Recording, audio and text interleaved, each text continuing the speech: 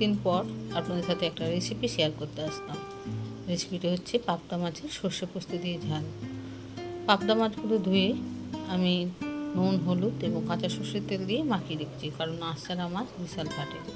এদিকে আমি সর্ষে আর পোস্ত জলে ভিজিয়ে রেখেছি।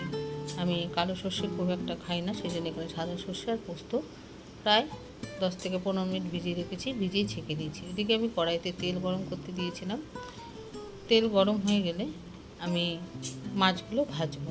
আর এই পাশের এই মশলাটা কিছুটা লাল লাল কাঁচা লঙ্কা দিয়ে আমি বেটে নিয়েছি, কারণ আমি শুকনো লঙ্কা এবং শুকনো লঙ্কার গুঁড়ো অ্যাভয়েড করি। এদিকে দেখুন তেল গরম হয়ে গেছে। আঁশ ছাড়া মাছ বললাম না, বিশাল ফাটে। আস্তে আস্তে দিচ্ছি, ভয় ভয়। এইভাবে আস্তে আস্তে দিয়ে ঢেকে ঢেকে আমি মাছগুলো ভেজে দিয়েছি।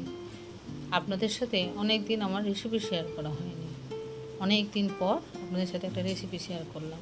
কেমন লাগলো অবশ্যই বলবেন, ঠিক আছে?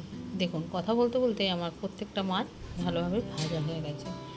সেই তেলে আমি কালো জিরে ফোড়ন দিয়েছি, দিয়ে ওই বাটা মশলাটা, মানে সর্ষে, পোস্ত আর কাঁচা লঙ্কা বাটার মশলাটা দিয়ে দিয়েছি।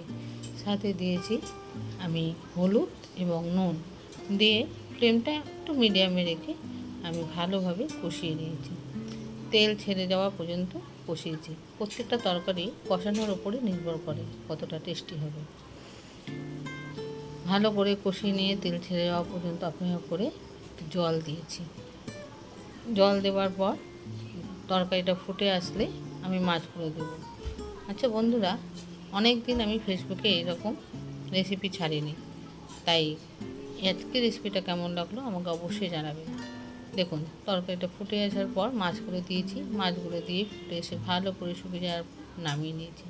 সত্যি কথা বলতে দেখতেও টেস্টি, খেতেও টেস্টি হয়েছে, খুব সুন্দর। আপনাদের কেমন লাগলো অবশ্যই কমেন্টে জানাবেন। টাটা।